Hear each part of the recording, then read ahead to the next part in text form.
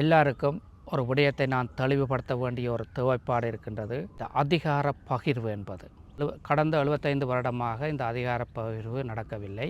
இதுக்கு தனியாக சிங்கள அரசியல்வாதிகள் மாத்திரமில்லை, எங்களுக்கும் அதில் ஒரு பொறுப்பு இருக்கின்றது. எங்களுடைய அரசியல்வாதிகளும் அதை அதிகார பகிர்வு கிடைக்காமல் இருக்கிறத தான் கூடுதலாக விரும்பி இருக்கின்றார்கள் மர்மமாக. என்ற அதை வைத்து அரசியல் செய்வது இப்போ ஒரு கட்டம் ஒன்று இருக்கின்றது.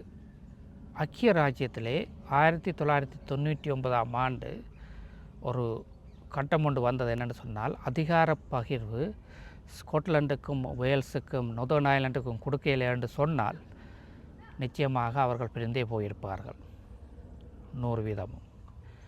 அந்த ஒரு கட்டம் இலங்கைக்கு வந்தே விட்டது. கட்டாயம் அதிகார பகிர்வு அவசியம்.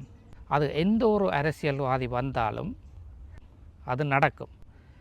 அந்த அதிகார பகிர்வு என்பது நடக்கும். அந்த கட்டத்தில் எந்த ஒரு அரசியல்வாதிகளும் உங்களுக்கு அதிகார பகிர்வு தரப்போகிறோம் என்று சொன்னால் நாங்கள்தான் முட்டாளாகுவோம். ஏனென்று சொன்னால், இந்த நிலவரத்தை அறியாமல் இப்போவும் 50-100 வருடத்துக்கு முதல் அதிகார பகிர்வு தாரதன்றதை வைத்து கொண்டிருக்கின்றோம். ஆனால் இலங்கை அடுத்த கட்டத்துக்கு போக வேண்டும் என்று சொன்னால் அதிகார பகிர்வு என்றது அவசியம்.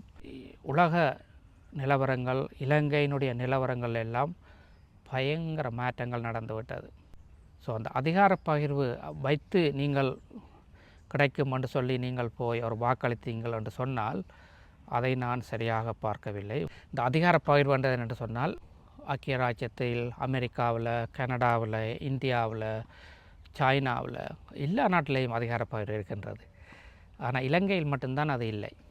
ஒரு யாழ்ப்பாணத்தில் சாவச்சேரியில் நடந்த ஒரு இதுக்கும் கொழும்புக்கு தான் அதை நிறைவு செய்ய வேண்டிய ஒரு தேவைப்பாடு இருந்திருக்கின்றது. ஒரு சரியான ஒரு அரசியல் கட்டமைப்பு இல்லை. அதை நீங்கள் எல்லோரும் புரிந்து கொள்ள வேண்டும்.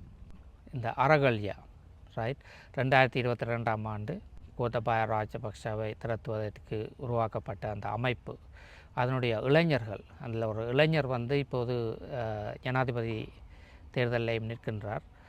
தேர்தல் விஞ்ஞாபனத்திலேயே அவர் சொல்லியிருக்கின்றார் என்னென்று சொன்னால், அதிகளவு அதிகார பகிர்வை வழங்க வேண்டும் தமிழ் மக்களுக்கு என்று சொல்லி. அதாவது மக்கள் ஒன்றுமில்லாதவாறு மக்கள் தெளிவாக இருக்கின்றார்கள். முக்கியமாக சிங்கள மக்கள். இந்த தமிழ் மக்களுக்கு எதிரான போராட்டம் உருவாக்கப்பட்டது. இந்த போராட்டத்தின் ஒரு முக்கிய நோக்கம் இந்த சிங்கள அரசியல்வாதிகள் எங்களுடைய இந்த ஊழல்களை மறைப்பதற்கும் மக்களை திசை திருப்புவதற்கும் சிங்கள மக்களை பாதுகாப்பது என்று சொல்லி சிங்கள மக்களை அழித்து விட்டார்கள் என்று தான் அவர்களுடைய சிந்தனை. இப்போது பௌத்தத்தையும் சிங்கள மக்களையும் இந்த உலக அவருடைய பெயரை மாசடைய வைத்திருக்கிறார்கள் என்று தான் இப்போது எல்லோரும் பார்க்கின்றார்கள். ஸோ என்றுமில்லாதவாறு ஒரு மாற்றம் இருக்கின்றது மக்கள். அதால் இந்த அதிகார பகிர்வு சம்பந்தமாக நீங்கள் தெரிந்திருக்க வேண்டும். இலங்கையில் அரசியல் படிப்பவர்கள் சில புத்தகங்களை படிப்பார்கள், அரசியல் புத்தகங்களை. ஸோ இதில் பார்த்தீங்கன்னு சொன்னால், இந்த புத்தகத்திலே political principles and the practice in Sri Lanka ஒரு பாடம் இந்த அதிகார பகிர்வு சம்பந்தப்பட்டது. மிக தெளிவாக சொல்லியிருக்கின்றார். என்னென்னு சொன்னால், தனியே பெரிய நாடுகளுக்கு தான் இந்த அதிகார பகிர்வு இல்லை. சின்ன சின்ன சிறிய நாடுகளுக்கும் அந்த அதிகார பகிர்வுன்றது ஒரு நாட்டினுடைய கட்டமைப்பில் அவசியமானது. ஒரு நாட்டை நல்லாக ஆள வேண்டும் என்று சொன்னால் அது ஒரு அவசியமானது. அரசியல் கட்டமைப்பில் ஒரு முக்கியம். அதிகார பகிர்வுன்றது ஒரு முக்கியம். உலக நாடுகள் எல்லா நாட்டிலையுமே இருக்கின்றது.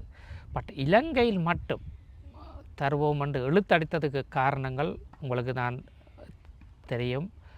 சிங்கள மக்களையும் தமிழ் மக்களையும் அடுத்த 100 வருடம் பிரித்து வைப்பது.